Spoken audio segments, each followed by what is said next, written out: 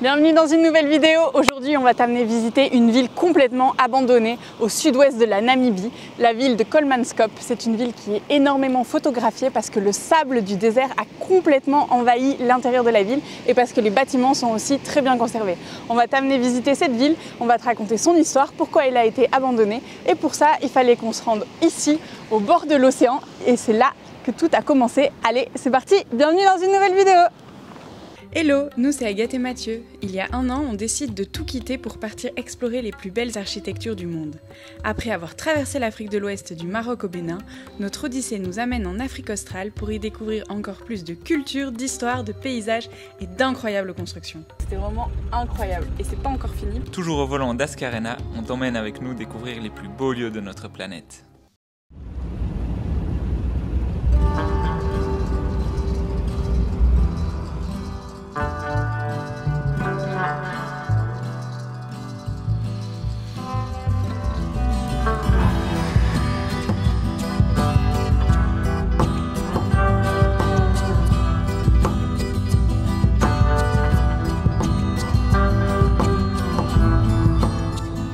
Kolmanskop se trouve au sud-ouest de la Namibie, proche de Luderitz, une petite ville de pêcheurs fondée par un Allemand en 1880. Si Luderitz vit toujours aujourd'hui de la pêche, Kolmanskop, elle, est complètement abandonnée, en plein désert du Namib. Pour s'y rendre, on n'a pas d'autre option que de rouler des centaines de kilomètres sur des routes interminables. Emprunter ces routes nous a semblé aller au bout du monde.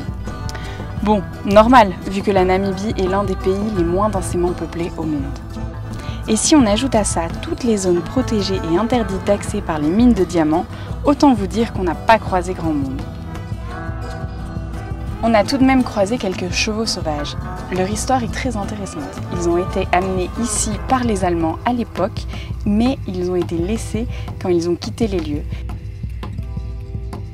À part ça, il n'y avait que du désert, des paysages vierges, des maisons abandonnées et des animaux sauvages.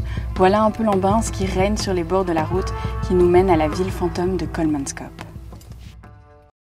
Sur la route pour aller à Luderitz, on a trouvé un petit camping sauvage pas très loin de la route et ça c'est pas fréquent parce que ici il y a énormément de grandes propriétés, elles sont toutes avec des barrières donc c'est très difficile de se trouver un spot en mode camping sauvage parce que tout est privatisé. On était quand même assez loin de la route pour pouvoir être au calme.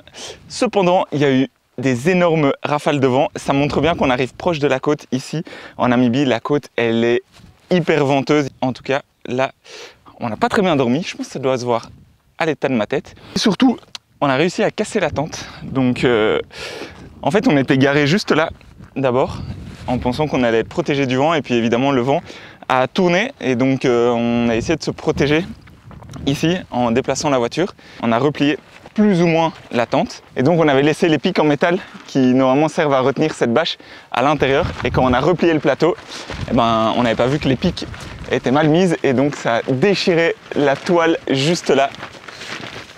Donc voilà, on a une tente qui n'est plus très imperméable et qui est cassée. Ça n'a pas été la nuit la plus reposante du voyage. Heureusement, on n'en a pas tant que ça, des nuits venteuses. On arrive à les éviter généralement. Mais quand on a et que tu es en tente, c'est quand même assez compliqué. Bon, on reprend la route, direction Luderitz.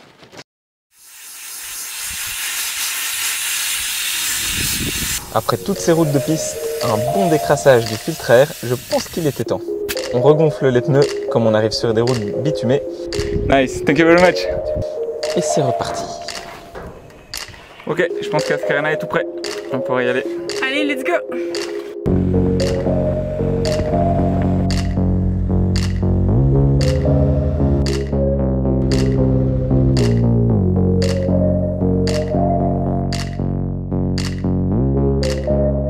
On ne pouvait pas partir de Luderitz sans aller à Agathe Beach.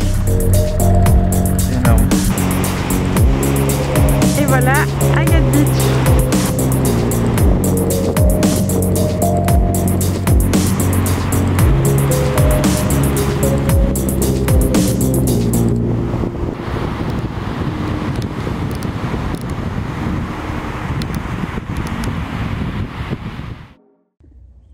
Bon, je vais essayer de réparer cette petite tente. Quand tu achètes la tente, ils te donnent un petit morceau de tissu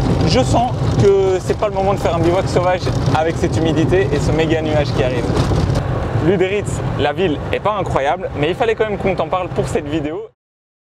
Ce territoire n'a intéressé personne jusqu'en 1883 quand un commerçant allemand, Adolf Lüderitz, est venu ici et a racheté les terres à un chef Herero. Le chef Herero s'est clairement fait rouler parce qu'il ne parlait pas la même unité de mesure que l'allemand et donc le commerçant allemand a eu un territoire bien plus grand que ce que le chef Herero pensait.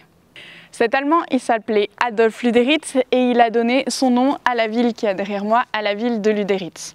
Il s'est installé ici parce qu'il voulait faire du commerce de poissons et donc il y a construit un port de pêche.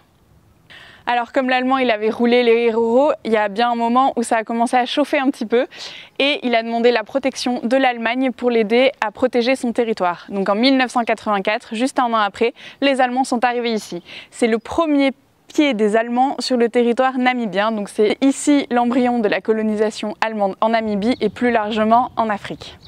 Les Allemands, quand ils sont arrivés ici, ils y ont vu un énorme potentiel parce qu'il n'y avait rien et il y avait plein d'espaces vides et ils voulaient élever des moutons importés d'Asie, des moutons qu'ils pouvaient revendre très cher pour leur pelage.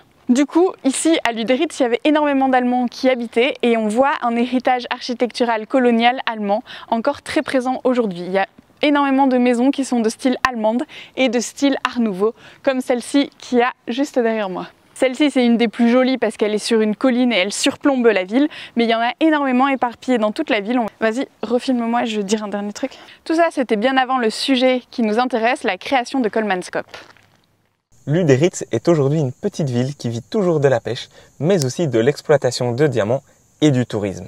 Sa principale attraction touristique n'est autre que Kolmanskop, qui se trouve à quelques kilomètres. Mais pourquoi Kolmanskop a été fondée juste à côté de Lüderitz? Et comment elle est passée de la ville la plus riche d'Afrique à une ville fantôme?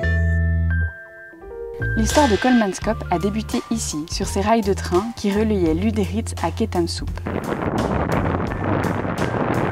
J'ai tenté de l'expliquer lorsque nous étions sur place, mais le vent était tellement fort qu'on ne peut même pas exploiter les enregistrements. Et oui, pas étonnant que cette région est si peu habitée. Les conditions climatiques y sont très difficiles. Mais revenons à nos fameux rails de train et à la naissance de Kolmanskop. Dans les années 1906-1907, un employé engagé pour désensabler les rails de train trouva un joli petit caillou qui lui rappela les diamants de la mine dans laquelle il travaillait auparavant. Ni une ni deux, son patron récupéra le caillou et alla immédiatement le faire identifier par un bijoutier installé beaucoup plus au nord sur la côte, à Swakopmund. Le temps qu'il se rende jusque-là, l'employé, certain de la qualité du diamant, resta sur place en ramassant le plus qu'il pouvait et on n'entendit plus jamais parler de lui.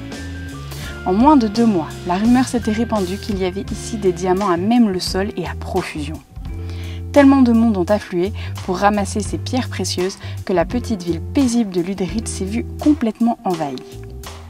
Elle ne pouvait alors plus loger toutes les personnes qui affluaient et c'est ainsi que la ville de Kolmanskop a été fondée à l'endroit même où se trouvaient tous ces diamants. Et donc bien évidemment avec l'afflux de toutes ces personnes, la ville de Kolmanskop qui se trouve derrière moi s'est développée très rapidement. Ce qui était aussi assez incroyable, c'est qu'ici il fallait seulement se baisser et hop, tu pouvais ramasser un diamant sur les dunes de sable. Il n'y avait pas besoin de machine, il n'y avait pas besoin de creuser, c'était hyper facile. Il y avait de la richesse, il y avait des gens qui affluaient de partout. Donc, la ville a été construite au début des années 1900 et elle a eu son heure de gloire dans les années 1920. Et derrière moi, c'est le plus gros bâtiment de la ville. On appelait ça le casino. Il a été construit en 1928. C'est le bâtiment le mieux conservé, un bâtiment qui a également été rénové parce qu'aujourd'hui, ça accueille le restaurant, le gift shop et un petit musée. À l'intérieur de là, il se passait plein de trucs, des spectacles de cirque, des opéras. Il y avait même un bowling qu'on va aller voir. Bref, plein d'activités pour les 400 petites personnes qui habitaient ici à Kolmanskop.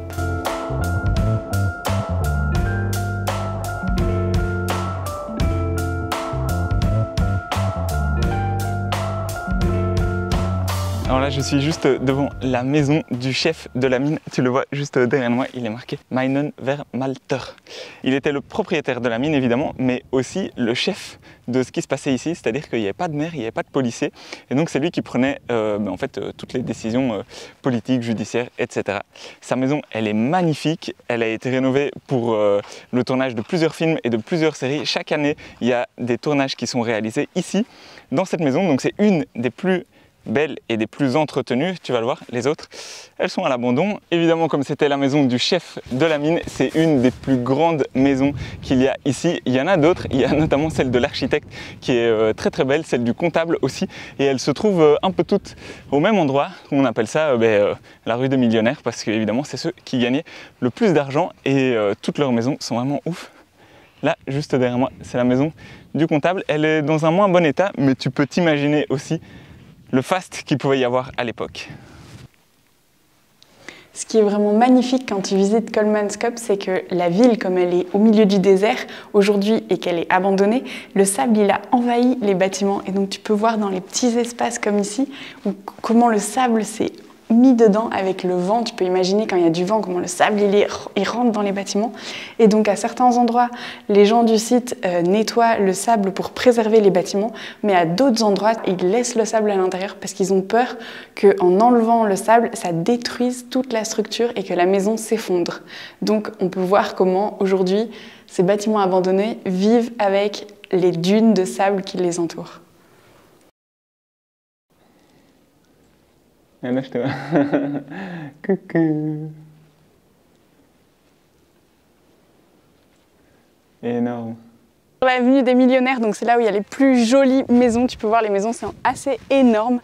Et depuis que la ville a été abandonnée, bien évidemment, dans les années 60-70, il y a eu de nombreux pillages.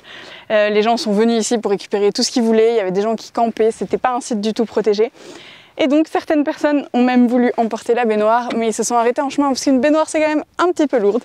Et aujourd'hui, leur geste rend ce lieu assez intriguant parce que beaucoup de monde font des photos ici. Donc voilà, c'est le photoshoot, la baignoire, le photoshoot de Kolmanskop. Alors que la ville fêtait seulement ses 20 ans, il y a des diamants qui ont été retrouvés un peu plus au sud, un peu plus vers la frontière de l'Afrique du Sud. Et donc cette ville s'est peu à peu dépeuplée. Toutes les machines utilisées ici ont été envoyées peu à peu dans le sud, mais ça n'a pas été immédiat, ça a pris quelques années parce qu'il y avait encore quelques diamants ici et il fallait surtout pas en laisser, il fallait récupérer tous les diamants avant de s'en aller. C'est vraiment dans les années 1938 que la ville commence à dépérir parce qu'il y a eu la Seconde Guerre mondiale et que le cours du diamant a énormément chuté. Comme il n'y avait plus beaucoup de diamants ici et que ça rapportait plus grand chose, les gens sont tout simplement partis. Ils ont été s'installer plutôt à Lüderitz ou dans les zones diamantifères du sud. Aujourd'hui encore, tout autour de Kolmanskop, c'est des zones protégées, tu ne peux pas y aller. C'est des zones restrictives qui sont pour encore des mines de diamants. Juste avant de se balader comme on est en train de le faire maintenant et d'aller de maison en maison, on a suivi un tour organisé. Donc il te raconte l'histoire de Kolmanskop. On la connaissait déjà parce qu'on avait étudié le sujet, mais la présentatrice est vraiment trop forte. Elle présente super bien. C'est une des meilleures visites guidées qu'on ait fait depuis qu'on est ici en Afrique. Elle te raconte plein de petites anecdotes. Elle te montre tous les petits détails. C'est vraiment super. Et après, tu peux visiter toi-même le site. Je pense que ça doit être aussi magnifique de venir au coucher du soleil, mais c'est un autre prix et surtout c'est assez restrictif. Donc on se contentera de nos photos avec la super lumière de Namibie qui est toujours très forte.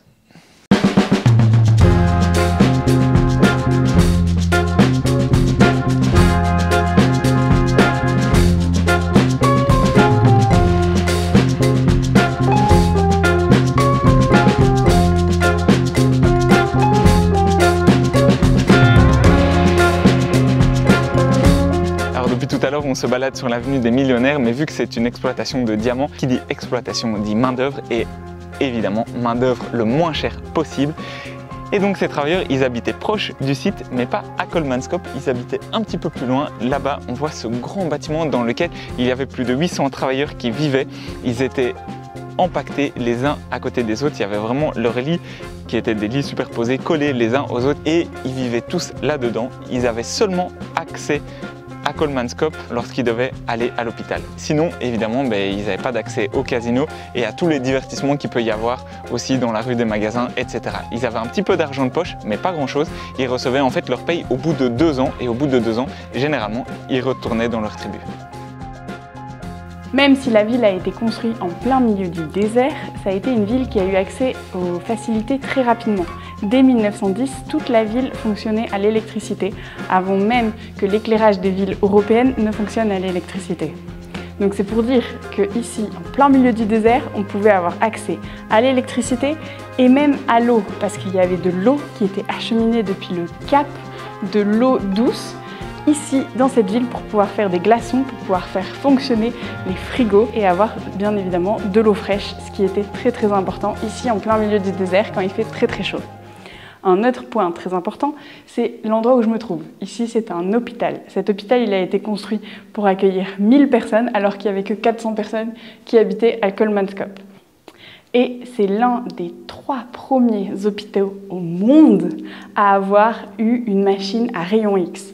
Et ça, c'est pas pour rien, c'est parce qu'avec la machine à rayon X, on pouvait voir si les travailleurs, ils avalaient des diamants.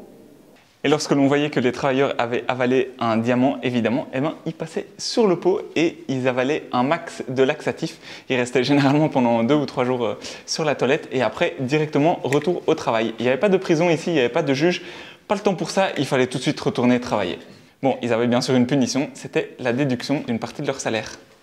On retrouvait vraiment tout ce qu'on avait besoin à Kolmanskop. Ici, on est dans la rue des commerçants et il y avait là-bas la boulangerie, juste après le magasin à soda, ensuite il y avait le boucher, le magasin de glace, pas de glace à manger, mais de glace pour les frigos et c'était super utile, c'était hyper important pour avoir de l'eau fraîche ici. Il y avait le magasin où tu pouvais acheter tout ce que tu avais besoin, tous les produits importés d'Allemagne, donc de la boîte à tomates à la saucisse, bref, tout ce que tu voulais et il y avait même un petit taxi, donc c'était un mini tramway taxi, c'est l'un des premiers tramways d'Afrique. On était sur le point de partir quand on s'est rendu compte qu'on avait oublié d'aller dans un endroit et pas n'importe lequel. C'est évidemment la salle de bowling qui se trouve juste en dessous du casino. Non mais c'est incroyable, c'est magnifique, il y a 2 pistes de bowling là et c'est trop beau, c'est tout en bois. Il y a même le petit bar juste là derrière moi. C'est trop beau, on voit vraiment les quilles en bois là-bas, les 2 pistes et puis sur le côté gauche et sur le côté droit, on voit ce rail. Évidemment, c'est le rail pour ramener la boule de bowling jusqu'ici. Et voilà, petite boule de bowling en bois. Non mais c'est énorme. Elle est trop belle.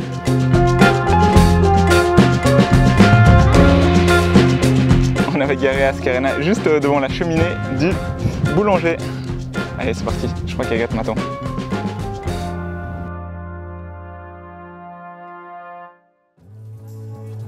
On espère que cette vidéo sur Lüderitz et Kolmanskop t'a plu. Ça a quand même été une sacrée aventure de se rendre jusque là-bas, mais ça en valait clairement la peine. On a vraiment adoré cette visite et on ne peut que la recommander à toute personne venant en Namibie. Il est temps pour nous de reprendre la route vers de nouvelles odyssées. Allez, ciao!